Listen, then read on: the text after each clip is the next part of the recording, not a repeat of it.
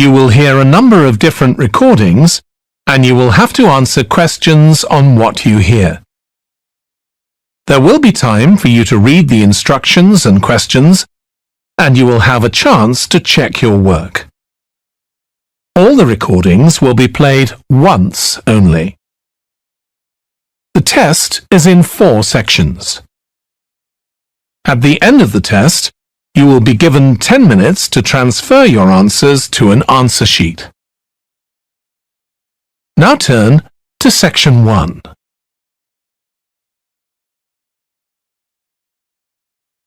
Section 1. You will hear a telephone conversation between a woman who wants to attend a cookery class and an official at a tourist information centre. First, you have some time to look at questions 1 to 6.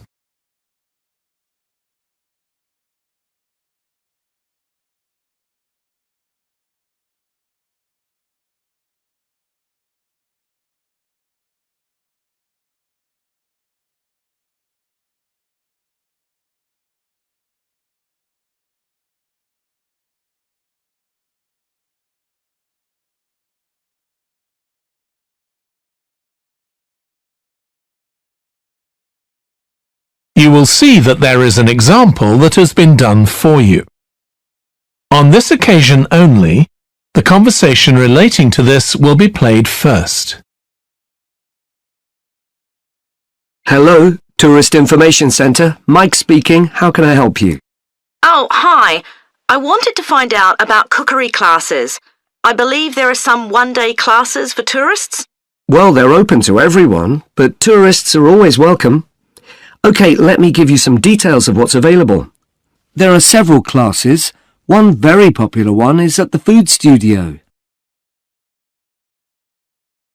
The first cooking class is at the food studio, so studio has been written in the space. Now we shall begin. You should answer the questions as you listen because you will not hear the recording a second time.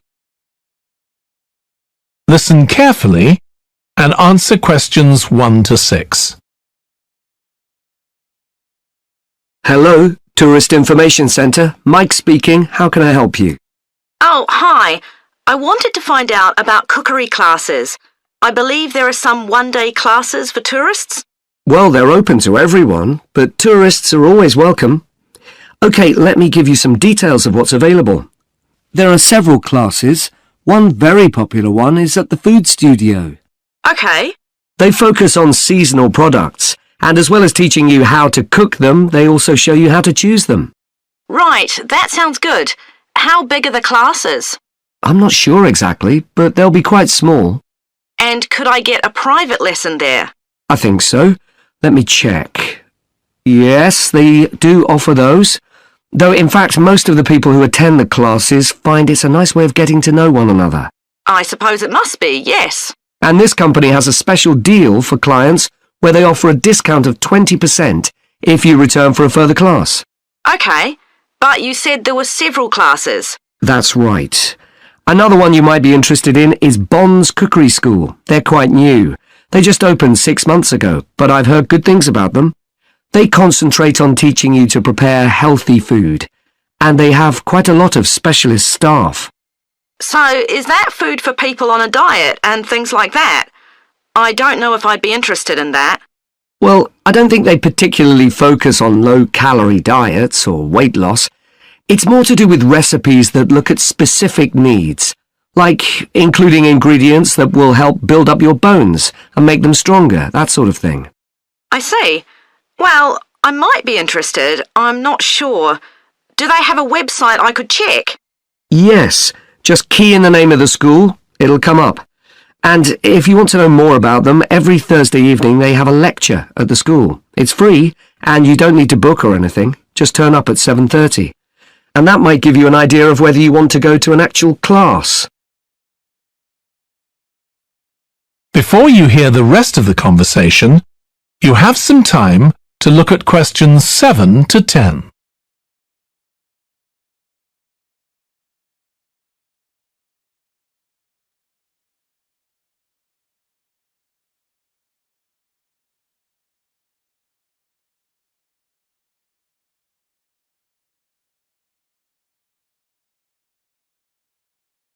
Now listen and answer questions 7 to 10.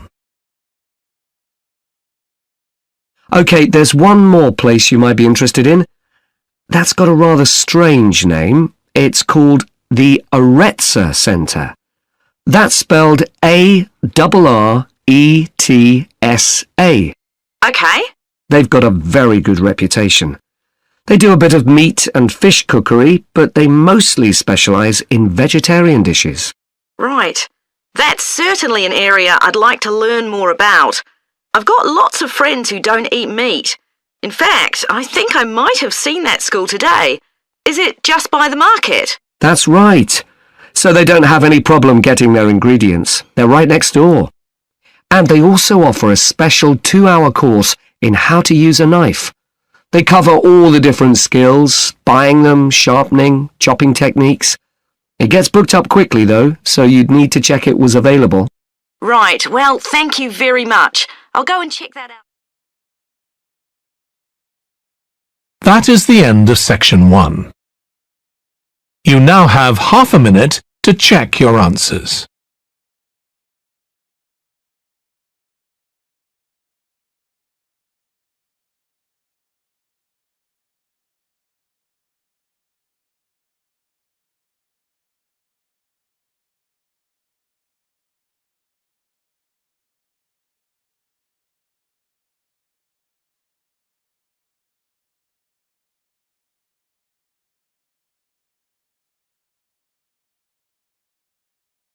Now turn to section 2. Section 2. You will hear the chairman of the Highways Committee of Granford speaking to members of the public about proposed changes to traffic and parking in the area. First, you have some time to look at questions 11 to 13.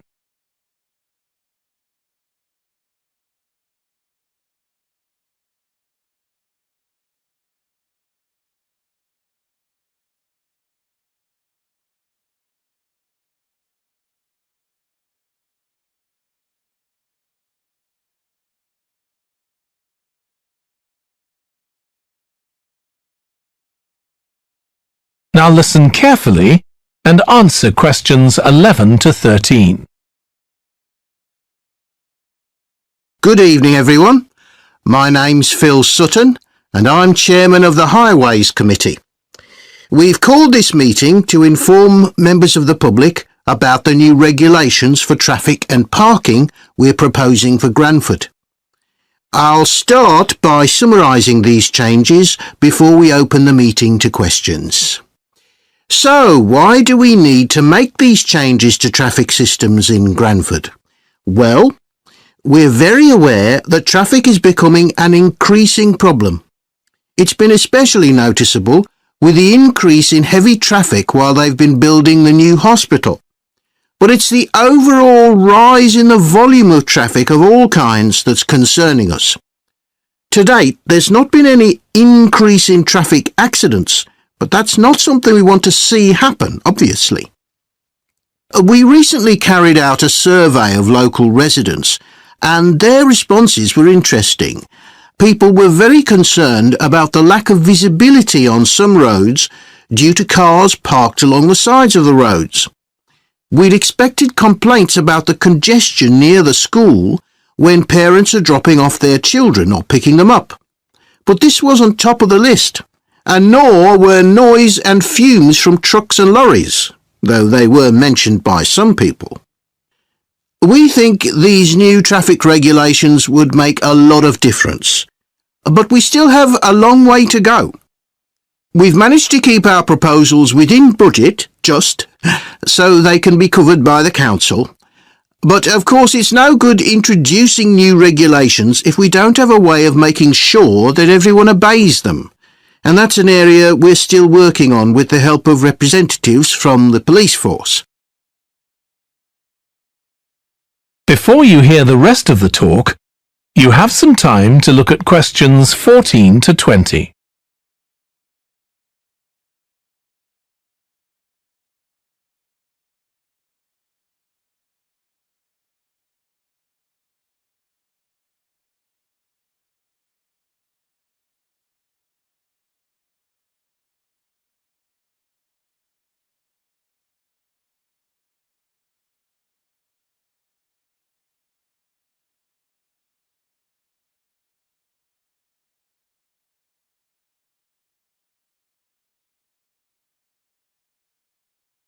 Now listen and answer questions 14 to 20. OK, so this slide shows a map of the central area of Granford with the High Street in the middle and School Road on the right. Now, we already have a set of traffic lights in the High Street at the junction with Station Road, but we're planning to have another set at the other end at the School Road junction to regulate the flow of traffic along the High Street. We've decided we definitely need a pedestrian crossing. We considered putting this on School Road just outside the school, but in the end we decided that could lead to a lot of traffic congestion. So we decided to locate it on the High Street, crossing the road in front of the supermarket. That's a very busy area, so it should help things there. We are proposing some changes to parking. At present, parking isn't allowed on the High Street outside the library, but we are going to change that and allow parking there, but not at the other end of the High Street near School Road. There'll be a new no parking sign on School Road just by the entrance to the school, forbidding parking for 25 metres. This should improve visibility for drivers and pedestrians, especially on the bend just to the north of the school.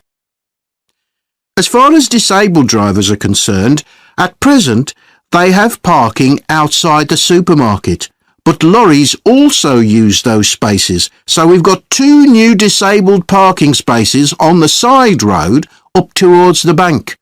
It's not ideal, but probably better than the present arrangement.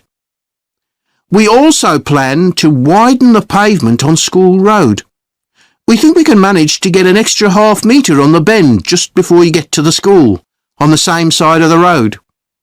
Finally, we've introduced new restrictions on loading and unloading for the supermarket, so lorries will only be allowed to stop there before 8 a.m. That's the supermarket on School Road. We kept to the existing arrangements with the High Street supermarket. OK, so that's about it. Now, That is the end of section 2. You now have half a minute to check your answers.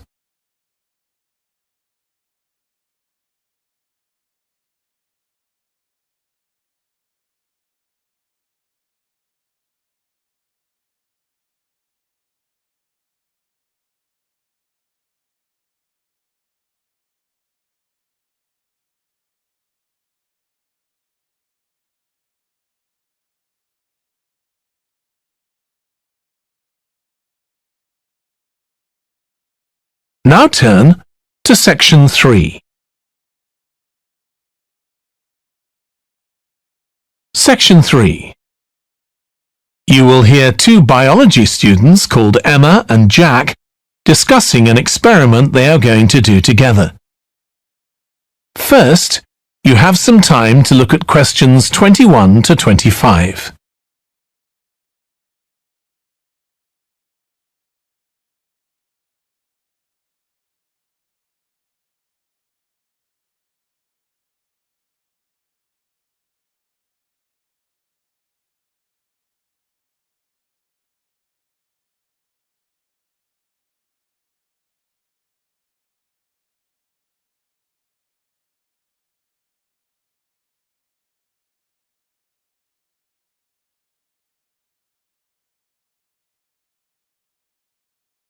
Now listen carefully and answer questions 21 to 25.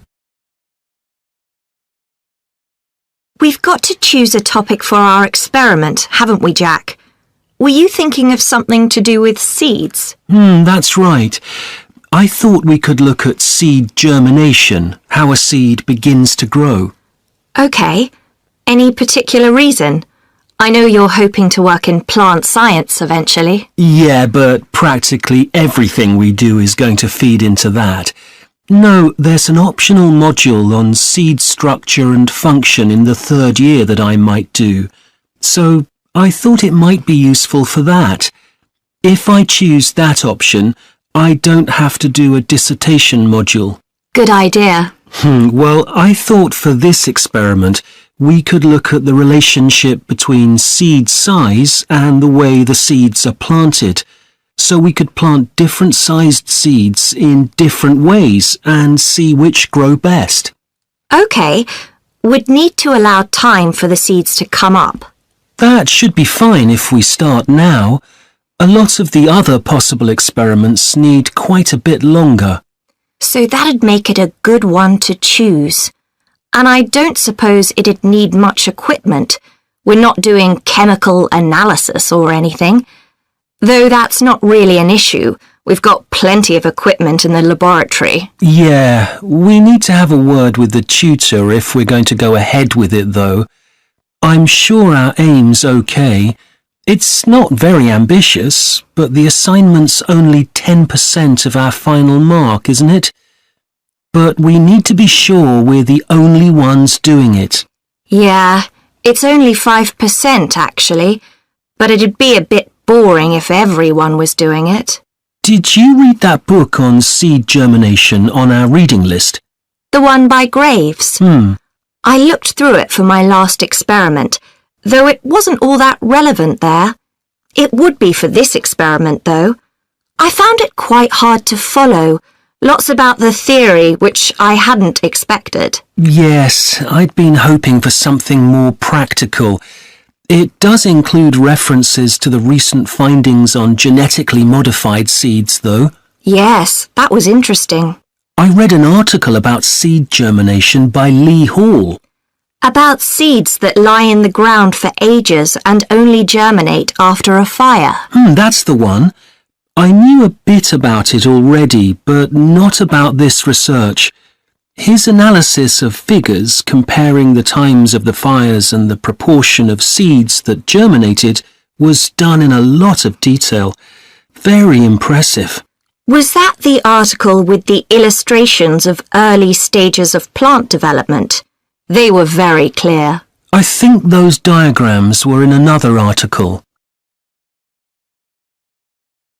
Before you hear the rest of the discussion, you have some time to look at questions 26 to 30.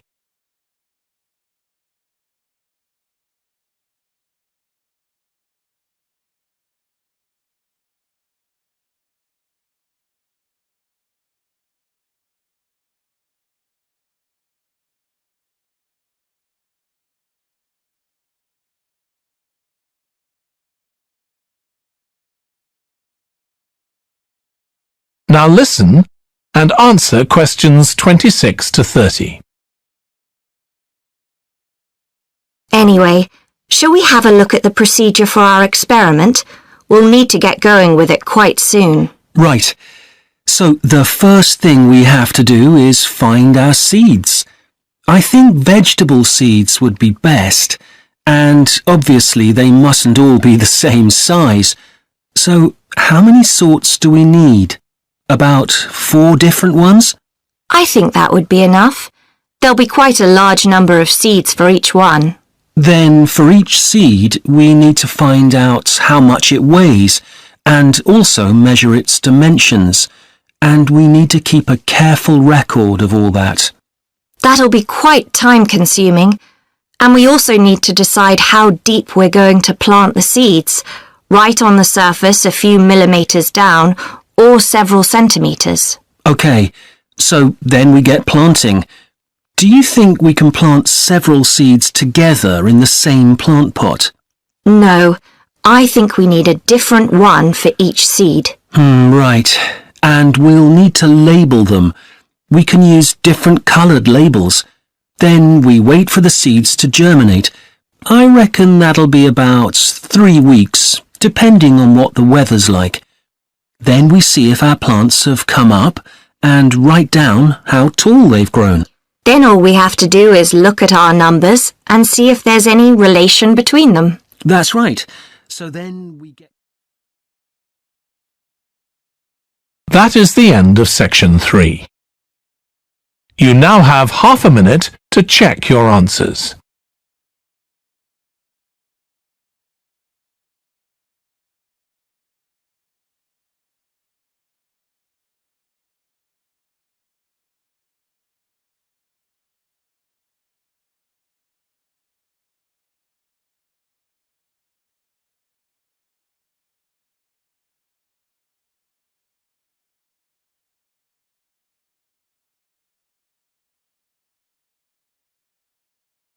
Now turn to Section 4.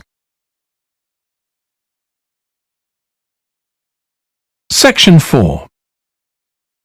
You will hear part of a lecture on an environmental studies course about recent research on how animals are adapting to urban environments. First, you have some time to look at questions 31 to 40.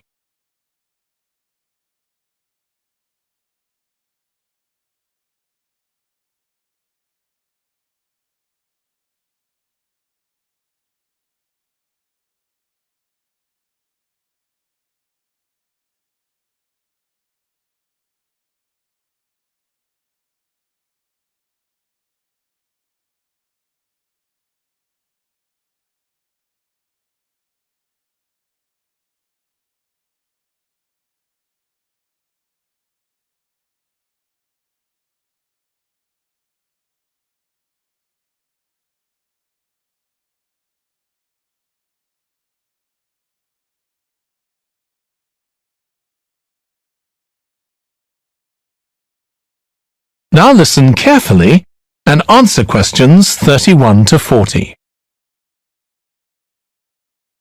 Hi.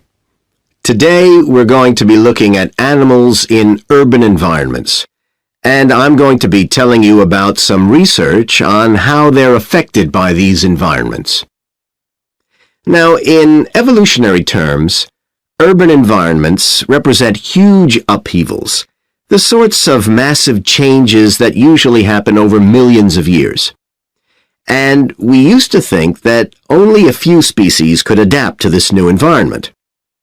One species which is well known as being highly adaptable is the crow, and there have been various studies about how they manage to learn new skills. Another successful species is the pigeon, because they're able to perch on ledges on the walls of city buildings, just like they once perched on cliffs by the sea. But, in fact, we're now finding that these early immigrants were just the start of a more general movement of animals into cities, and of adaptation by these animals to city life. And one thing that researchers are finding especially interesting is the speed with which they're doing this. We're not talking about gradual evolution here. These animals are changing fast. Let me tell you about some of the studies that have been carried out in this area. So, in the University of Minnesota, a biologist called Emily Snellrud and her colleagues looked at specimens of urbanized small mammals such as mice and gophers that had been collected in Minnesota and that are now kept in museums there.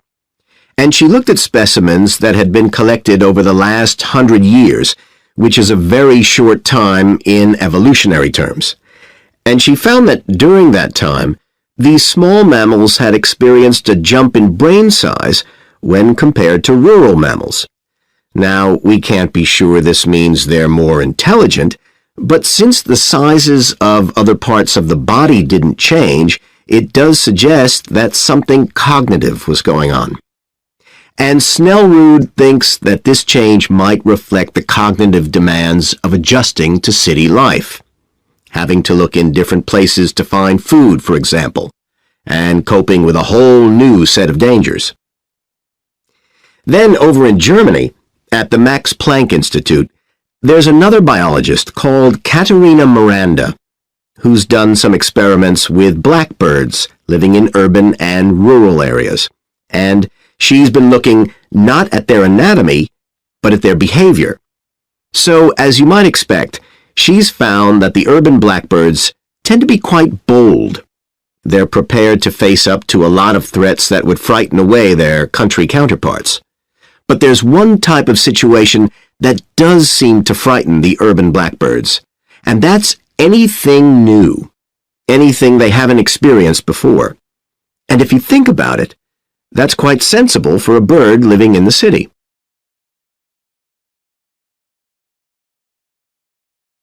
Jonathan Atwell, in Indiana University, is looking at how a range of animals respond to urban environments.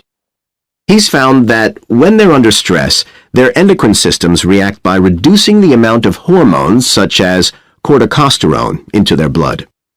It's a sensible-seeming adaptation. A rat that gets scared every time a subway train rolls past won't be very successful. There's just one more study I'd like to mention, which is by Sarah Parton and her team. And they've been looking at how squirrels communicate in an urban environment, and they've found that a routine part of their communication is carried out by waving their tails. You do also see this in the country, but it's much more prevalent in cities, possibly because it's effective in a noisy environment. So, what are the long-term implications of this? One possibility is that we may see completely new species developing in cities. But on the other hand, it's possible that not all of these adaptations will be permanent. Once the animals got accustomed to its new environment, it may no longer need the features it's developed. So now we've had a look at adaptation. That is the end of section 4. You now have half a minute to check your answers.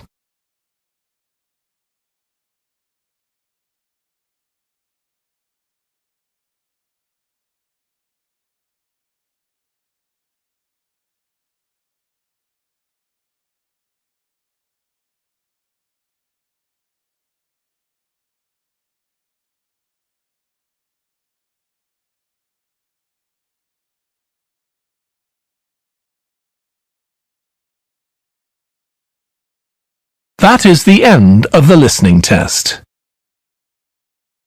In the Ielts test, you would now have 10 minutes to transfer your answers to the answer sheet.